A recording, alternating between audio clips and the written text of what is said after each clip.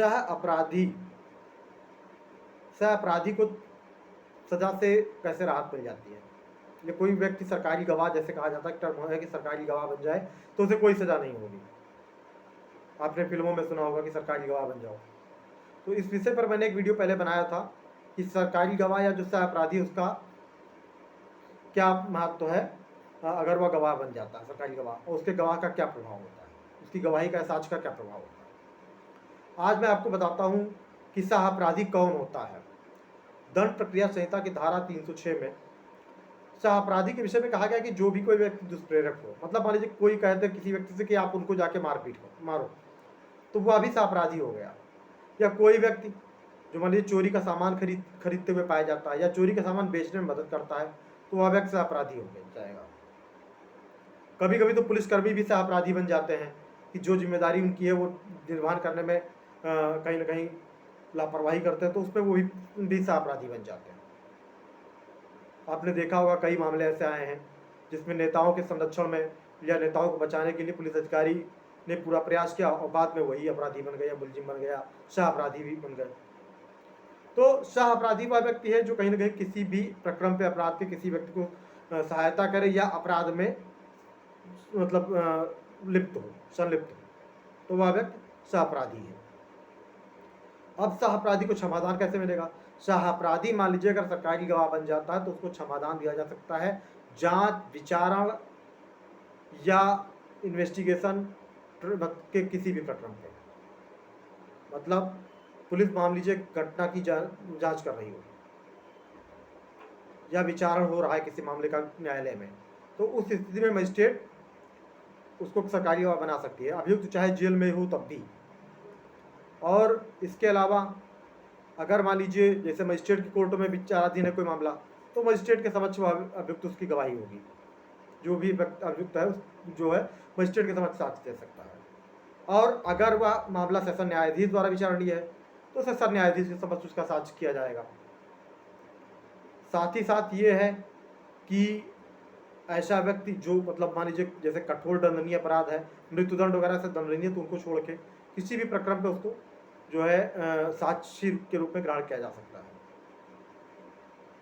तो अगर वह मान लीजिए व्यक्ति साक्षी बन जाता है, सरकारी गवाह बन जाता है और वह साक्ष्य देता है, उस साक्ष्य के आधार पर अभियुक्त जो अन्य अभियुक्तों को सजा हो जाती है, तो उस साक्षी को या उस अपराधी को बरी कर दिया जाएगा।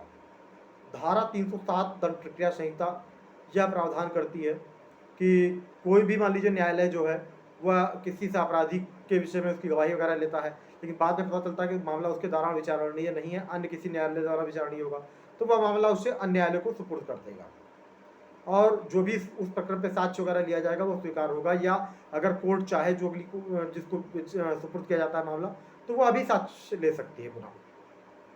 और इसके अतिरिक्त एक धारा और, धारा 308 यह प्रावधान करती है कि अगर मान लीजिए किसी प्रकरण पर यह पाया गया या लोक अभियोजक यह कहता है कि हाँ जिस व्यक्ति ने गवाही दी है या जो अपराधी है उसकी गवाही हुई है वह कहीं ना कहीं त्रुटिपूर्ण है, मतलब उसने कुछ तथ्य छिपा के गवाही दी है, तो फिर उसके ऊपर दंड प्रक्रिया संहिता की धारा 195 और 340 के अंतर्गत कार्रवाई की जा सकती है, विचारण अगर चल रहा है उसका तो भी।